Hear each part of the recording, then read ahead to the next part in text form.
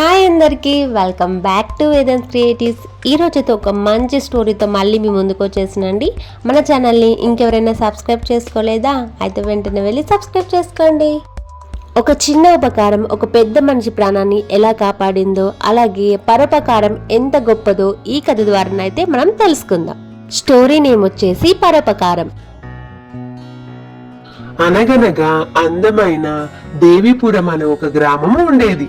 ఆ గ్రామంలోని ప్రజలంతా కలిసిమెలిసి సంతోషంగా జీవించేవారు. ఆ గ్రామంలో విక్రమ్ కుమార్ అనే ఒక రాజు ఉండేవాడు. ఆ గ్రామాన్ని విక్రమ్ కుమార్ పరిపాలించేవాడు.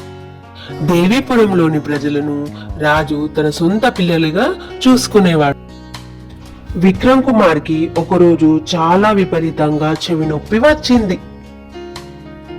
వైద్యులు ఎన్ని మందులు ఇచ్చినా, ఎన్ని కషాయాలు ఇచ్చినా ఆ నొప్పి మాత్రం అస్సలు తగ్గడం లేదు.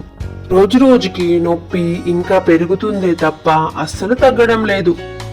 రాజభటుడు రాజుతో ఇలా చెబుతాడు, రాజా, మీ చెవి నొప్పిని తగ్గించు ఒక మూలిక ఉంది. కానీ ఆ మూలిక కాకులు దూరని కారడవి, చీమలు దూరని చిట్టడవిలో ఉంటుంది. ఆ మూలిక పేరు బ్రహ్మీ మూలిక. అది ఎటువంటి నొప్పినైనా ఇట్టే తగ్గిస్తుంది అని చెప్పాడు. ఆ మూలికను ఎవరైతే తెస్తారో వారికి ఊహించనంత బంగారాన్ని, అలాగే రాజ్యంలో సగభాగాన్ని ఇస్తానని చెప్పమని చాటింపు వేయించమన్నాడు. మంత్రి ఆ విధంగానే ఊరిలో చాటింపు వేయించాడు. చాలా మంది మూలిక కోసం ప్రయత్నించారు, కానీ ఎవరికి దాన్ని తీసుకురావడం సాధ్యం కాలేదు. ఒకరోజు భీముడు దేవీపురానికి వచ్చాడు. భీముడు వశిష్ఠీపురానికి చెందిన యువకుడు. అతడు ధైర్య సాహసాలు, దయాగుణం, కరుణ, భక్తి కలిగిన యువకుడు. అతడు ప్రతి గ్రామానికి తిరిగి ఆ గ్రామంలో ఉన్న సమస్యలను పరిష్కరించేవాడు. అలా ఒకరోజు దేవీపురానికి వచ్చాడు. అక్కడ ఒక ముసలవ్వని కలిశాడు. ఆ ఊరిలోని అన్ని విషయాలను తెలుసుకోవాలని ముసలవ్వను అడిగాడు. ఆమె ఊరి విశేషాలన్నీ చెప్పింది. ముఖ్యంగా రాజుగారికి ఉన్న సమస్యను కూడా చెప్పింది.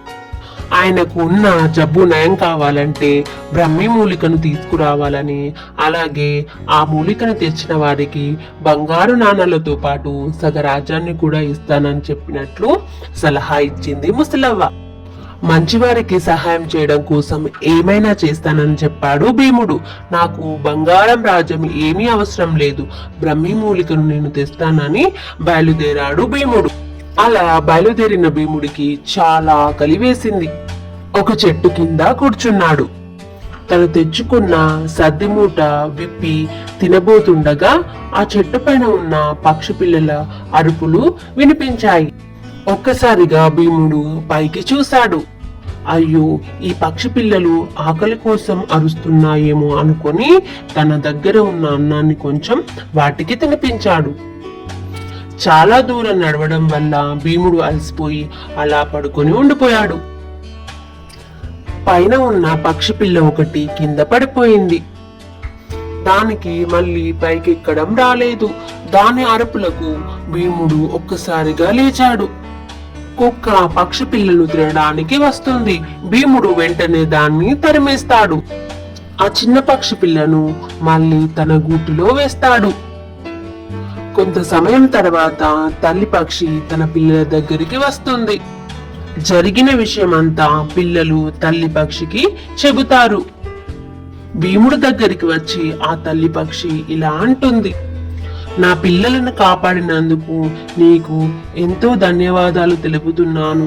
నీకు ఎలాంటి సహాయమైనా నేను చేస్తాను అని చెప్పింది.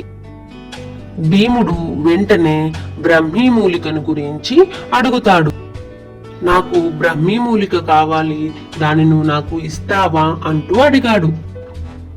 నాకు ఆ మూలిక బాగా తెలుసు, పద నేను ఆ మూలిక ఉన్న చోటికి తీసుకెళ్తాను అంటూ భీముణ్ణి తన వెంట తీసుకెళ్ళింది. అడవిలో చాలా దూరం ప్రయాణించాక ఆ మూలిక ఉన్న ప్రదేశానికి భీముణ్ణి తీసుకువచ్చింది. అక్కడుంది చూసావా ఆ తెల్ల పూలు, అదే బ్రహ్మీ మూలిక చెట్టు, దాన్ని చాలా జాగ్రత్తగా తీసుకువెళ్ళాలి అంటూ భీముడికి చెప్పింది. ఇద్దరూ కలిసి వెంటనే ఆ దట్టమైన అడవి నుంచి బయటికి వస్తారు. భీముడు పక్షికి కృతజ్ఞతలు చెప్పి ఆ మూలికను రాజుగారి దగ్గరికి తీసుకువెళ్తాడు. అలా భీముడు మూలికను తీసుకొని రాజుగారి దగ్గరికి వెళ్తాడు. భీముడు జరిగిన విషయమంతా మంత్రి గారికి వివరించి చెబుతాడు. ఇదిగో మీరు చెప్పిన మూలిక, దీన్ని వెంటనే తీసి రాజుగారికి ఇవ్వండి, అతని జబ్బును త్వరగా నయం చేయండి అంటూ మంత్రి గారికి ఇస్తాడు. మంత్రి ఆ ఆకులోని రసాన్ని రాజుగారి చెవిలో వేస్తాడు.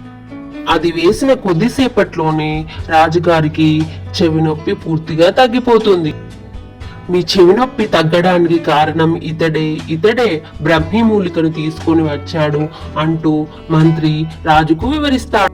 ఈ మూలికను తీసుకొచ్చినందుకు మీకు చాలా కృతజ్ఞతలు అంటూ రాజుగారు కృతజ్ఞతలు తెలుపుతాడు. నేను అన్నట్లుగానే నీకు రాజ్యంలో సగ భాగాన్ని, అలాగే వెండి నాణాలను, బంగారు నాణాలను ఇస్తానని భీమునితో చెప్పాడు. నాకు ఎటువంటి నాణములు గాని, మీ రాజ్యంలోని సగ భాగం గాని ఏమీ వద్దు రాజుగారు, మీరు బాగుంటే అంతే చాలు అంటూ భీముడు అక్కడి నుంచి వెళ్ళిపోతాడు. అతని మంచి మనసును చూసి రాజుగారు చాలా ఆశ్చర్యపోతాడు. చేసే సహాయం చిన్నదైనా లేదా పెద్దదైనా ఏదైనా సరే మంచి మనసుతో చేస్తే ఏదో ఒకసారి అది మనకు పరోపకారంగా మారి మంచి ఫలితాన్ని ఇస్తుంది. చూసారు కదా ఫ్రెండ్స్, స్టోరీ నచ్చిందా? స్టోరీ నచ్చితే తప్పకుండా ఈ వీడియోకి ఒక లైక్ ఇవ్వడం మాత్రం అస్సలు మర్చిపోకండి. తిరిగి మరొక మంచి వీడియోతో మళ్ళీ కలుద్దాం.